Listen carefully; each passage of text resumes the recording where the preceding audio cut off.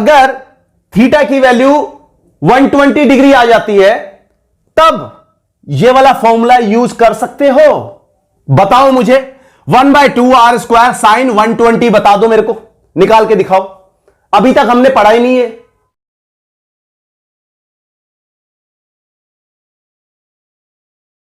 Hello बच्चों, कैसे हो आप? आज हमारा टॉपिक है मेंसुरेशन, जिसमें हम कवर करेंगे एरिया रिलेटेड टू सर्कल, जो कम से कम 4 या 5 मार्क्स का आएगा। टोटल मार्क्स जो मेंसुरेशन के हैं वो 10 मार्क्स के हैं, including area related to circle और एरियाज एंड वॉल्यूम्स, जो 13 चैप्टर है, सरफेस एरिया एंड वॉल्यूम्स। अभी हम टॉपिक कवर कर रहे हैं area related to circle. Circle के हमें 4 फॉर्मूले याद करने हैं। 2 फॉर्मूले आप याद कर चुके हो लोअर क्लासेस में, अभी लिखूंगा, और 2 फॉर्मूले आपको मैं बताऊंगा यहां, जो सेक्टर और सेगमेंट के बारे में। जो 2 फॉर्मूला है जो आप लोअर क्लासेस में पढ़ चुके हैं, वो है area of the circle πr² और circumference of the circle 2πr। इसके बारे में हम डिस्कस ज्यादा नहीं करेंगे। जो नई बात हमें यहां पढ़नी है वो है सेक्टर। सेक्टर क्या होता है? Area of the circular region enclosed by the 2 radius and corresponding arc. Area of the, यहां पे आप देख सकते हैं ये एरिया किसमें एनक्लोज है? 2 रेडियस और कॉरस्पॉन्डिंग आर्क। तो ये हमारा सेक्टर होगा।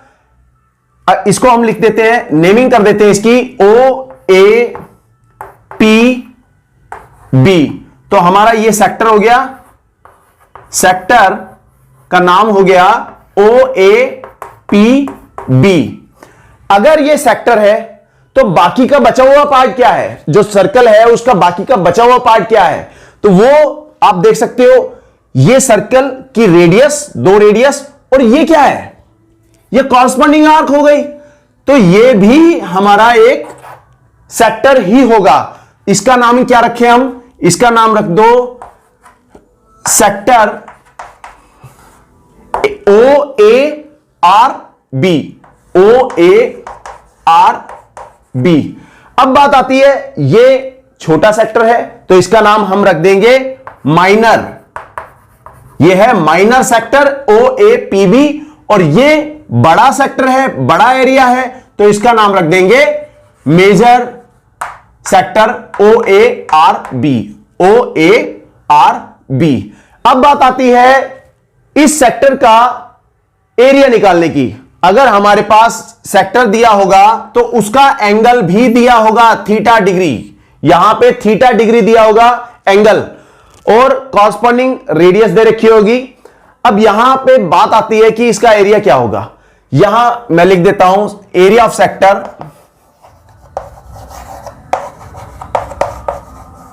इज इक्वल टू, सेक्टर का एरिया ऑफ सेक्टर क्या होता है? Theta by 360 degree πr²। ये थीटा बाय 360 πr² कैसे आया, क्यों आया, उसे मैं डिस्कस करना चाहता हूं। आप देख सकते हैं, अगर मैं इस पूरे सर्कल को, मैं यहां पे एक ड्रॉ कर देता हूं सर्कल। अगर मैं इस पूरे सर्कल को एंगल वाइज देखूं तो ये पूरा एंगल कितना होगा? कंप्लीट एंगल 360 का। इसमें से मैंने केवल और केवल थीटा डिग्री को मेजर करना है, इसका एरिया मेजर करना है। तो मतलब क्या है? फ्रैक्शन क्या होगा? अगर मैं थीटा के रिस्पेक्ट में इसका फ्रैक्शन निकालूं तो वो क्या होगा? Theta by 360 degree. अब थीटा बाय 360 डिग्री पोर्शन है, फ्रैक्शन है इस पूरे होल का, पूरे सर्कल का।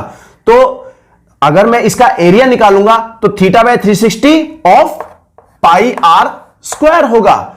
तो ये हमारा थीटा बाय 360 πr² सेक्टर का फॉर्मूला है, एरिया का फॉर्मूला है, सेक्टर के एरिया का फॉर्मूला है। अब बात आती है सेगमेंट की। एरिया ऑफ सेगमेंट क्या होता है? यहां पे हमने सेक्टर के बारे में पढ़ा। सेगमेंट इसका थोड़ा सा एडवांस फॉर्म है, उसके एरिया निकालने में भी हमें सेक्टर के फॉर्मूले की जरूरत पड़ेगी। तो एरिया ऑफ सेगमेंट क्या होता है? कोड के बारे में पढ़ा है। कोड क्या होती है? Code is the line segment joining the 2 points of a circle. Circle के 2 पॉइंट्स को मिलाने वाली रेखाखंड को हम कोड कहते हैं। अब ये कोड A बी है हमारे पास, इस ए बी और कॉरस्पॉन्डिंग आर्क, इसके बीच में जो एरिया एनक्लोज्ड होगा that is known as segment. Sir ji कितना सीरियस हो रही हो। अच्छा देखो यहां सेगमेंट है तो ओके, हमारे पास डेफिनेशन क्या है, area of the circular region enclosed by the कोड A B and the corresponding arc is known as segment. अब ये तो हो गया सेगमेंट, ठीक है, इसको कह दो पी। सेगमेंट क्या है हमारे पास, सेगमेंट आ गया A P B, A P B. Okay, अब सर जी ये बताओ कि ये तो हो गया सेगमेंट, बाकी का बचा हुआ एरिया क्या होगा, ये एरिया भी सेगमेंट होगा। क्यों, क्योंकि ये कॉर्ड और ये कॉरस्पॉन्डिंग आर्क। डेफिनेशन क्या बताई थी, area of the circular region enclosed by the code and the corresponding arc. तो ये एरिया भी सेगमेंट कहलाएगा। इसको कह दो ये सेगमेंट है, ये भी सेगमेंट होगा, सेगमेंट, इसका नाम होगा A R B, A R B. अब सर जी ये भी सेगमेंट है, ये भी सेगमेंट है, ये छोटा सेगमेंट है तो इसको कह देंगे हम माइनर सेगमेंट, और ये बड़ा है तो ये मेजर सेगमेंट। ओके, ये बात समझ आई, सेगमेंट क्या होता है।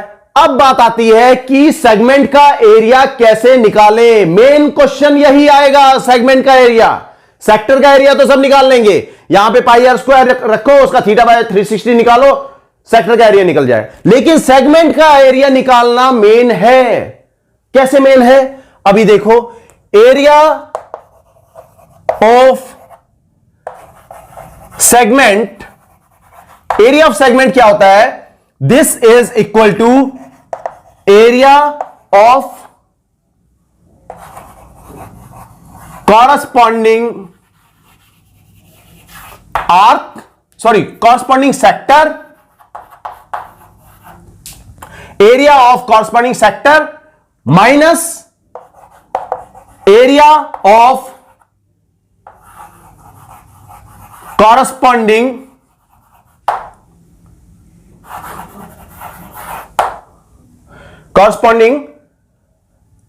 triangle। अब ये सेक्टर कौन सा और ट्राइंगल कौन सा, ये कहां से बीच में फंस गए। यहां पे हम एक, ये जो कॉरस्पॉन्डिंग आर्क है इसका हम सेक्टर बनाएंगे। यहां पे ये दोनों पॉइंट्स मिलाओ और ये हमारा कॉरस्पॉन्डिंग सेक्टर हो जाएगा इस सेगमेंट के लिए। हमारा मेजर, ये जो माइनर सेगमेंट, यहां पे हम माइनर सेगमेंट की बात कर रहे हैं, माइनर सेगमेंट हमारा ये है, इसका कॉरस्पॉन्डिंग सेक्टर क्या होगा, कौन सा, O A P B. O A P B में से हम क्या माइनस करें, एरिया ऑफ ट्राइंगल माइनस कर दो, बच जाएगा हमारे पास एरिया ऑफ माइनर सेगमेंट। बात आ रही समझ। अब यहां पे जो मेन थिंग है, मेन फॉर्मूला है, वो हमारे पास सामने आएगा कि हम इस ट्राइंगल का एरिया कैसे निकालें। यह ट्राइंगल का एरिया निकालना ही टेढ़ी खीर होगा। अब तुम तो कहोगे सर जी ट्राइंगल का एरिया निकालना है 1/2 बेस इंटू अल्टीट्यूड, यही तो हमने सीखा है। लेकिन यहां पे बेस और अल्टीट्यूड नहीं पता होंगे, हमें केवल आर पता होगी। ये आर पता होगी और ये थीटा पता होगा। तो हम यहां पे बेस किसको बताएंगे, बेस कोड की वैल्यू नहीं दे रखी होगी, और ऑल्टीट्यूड का पता नहीं होगा। तो हम यहां पे इस ट्राइंगल का एरिया कैसे निकालेंगे वही तो सीखना है हमें। यहां क्या सीखेंगे, मैं इसको रब कर देता हूं। अब हम एरिया ऑफ सेगमेंट की बात करेंगे सिर्फ और सिर्फ। कैसे डेराइव करना है फॉर्मूला वो भी बताऊंगा, फॉर्मूला क्या है वो भी बताऊंगा। अभी हम सेक्टर को साफ कर देते हैं यहां से। अब हमने एरिया ऑफ सेगमेंट यहां लिख दिया, area of corresponding sector minus area of corresponding triangle. यहां हम एरिया ऑफ कॉरस्पॉन्डिंग सेक्टर निकालें, क्या होगा? Area of corresponding sector theta by 360 degree into pi R square. ये निकल गया माइनस, ये पहले बताया था। अब एरिया ऑफ ट्राइंगल क्या है, ये याद कर लो 1/2 into R square sine theta. 1/2 R square sine theta याद कर लो। ये कैसे आया ये बताता हूं अभी। देखो यहां हमें पता नहीं कि ना तो हमें बेस का पता है ना ही ऑल्टीट्यूड का पता है। फॉर्मूला ये याद करो, बाकी इसमें जो मैं बताने जा रहा हूं उसे तुम समझ के लिए याद कर सकते हो, लेकिन ये एग्जामिनेशन पॉइंट ऑफ व्यू से इंपॉर्टेंट नहीं है कि फॉर्मूला ये डेराइव किया जाए। मैं आपको बता रहा हूं वही काफी है। यहां देखो हमारे पास ये ऑल्टीट्यूड 90 डिग्री, ये ऑल्टीट्यूड क्या होगा?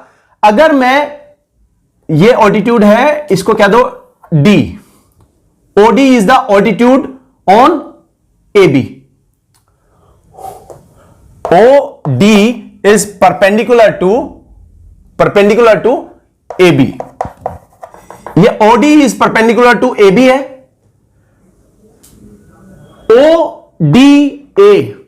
ODB, इन दोनों ट्राइंगल को आप क्या कह सकते हैं? ये कॉन्ग्रेंट होंगे या नहीं, हम यहीं पे प्रूफ कर लेते हैं। ये 90 डिग्री इधर और ये 90 डिग्री, ये दोनों बराबर होंगे। दूसरी बात, ये रेडियस है और ये भी रेडियस है, सेकंड बात। और तीसरी बात क्या है, यहां पे ये साइड कॉमन हो गई। ओडी इस ट्राइंगल में भी है और ओडी इस ट्राइंगल में भी, तो इसका मतलब ये दोनों ट्राइंगल कॉन्ग्रेंट होंगे और कॉन्ग्रेंट ट्राइंगल्स के कॉरस्पॉन्डिंग पार्ट्स बराबर होते हैं। तो इसका मतलब बीडी बराबर हो जाएगी एडी के। अगर ये दोनों बराबर है, हमें क्या चाहिए? हमें चाहिए बेस। तो यहां पे बीडी क्या हो जाएगा? BD is half of AB.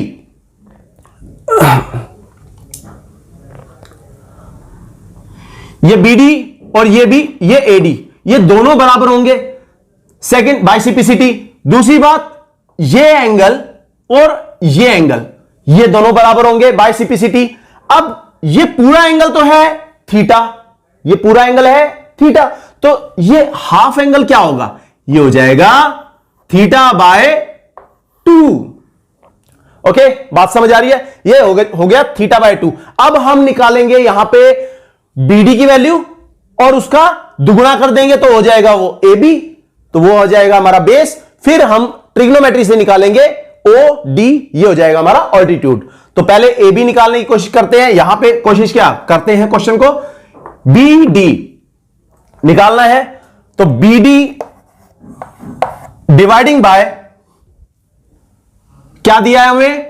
O B, O B दे रखा है। दिस इज इक्वल टू, ये क्या है? एंगल के सामने वाली side perpendicular, perpendicular upon hypotenuse, क्या हो जाएगा? Sine theta. तो साइन, यहां थीटा की जगह क्या बताना है? ये हमने अभी 90 डिग्री का, सॉरी थीटा का हाफ किया था। क्यों? क्योंकि ये एंगल लेना हमने इस ट्राइंगल में, केवल ये एंगल क्या है? Theta by 2। तो ये हो जाएगा थीटा बाय 2।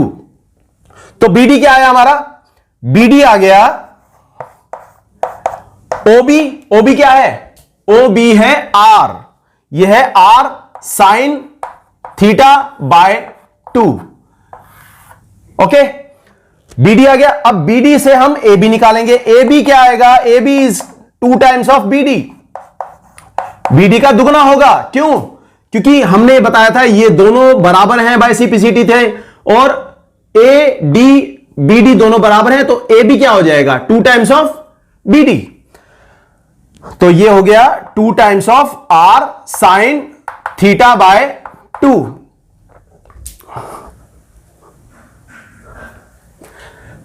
ओके, नेक्स्ट अब निकालना है हमें, अभी बेस निकल गया, बीडी निकल, सॉरी ए बी निकल गया, बेस ए बी निकल गया।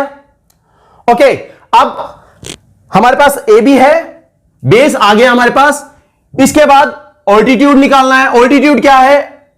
ओ डी, ये रहा OD, dividing by hypotenuse O B, this is equal to ये एंगल के साथ वाली साइड, तो ये क्या होगा, बेस अपॉन हाइपोटेन्यूस, तो ट्रिग्नोमेट्री लगा रहे हैं तो ये क्या हो जाएगा, कॉस थीटा बाय 2।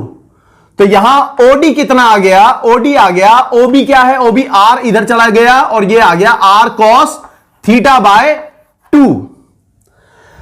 अब हमारे पास ऑल्टीट्यूड भी है और बेस भी है, तो एरिया ऑफ ट्राइंगल क्या आ गया, area of triangle O A B, ये क्या आ जाएगा 1/2 इंटू बेस क्या है, बेस है ए बी, इसको मैं डायरेक्ट लिख देता हूं, बेस है ए बी 2r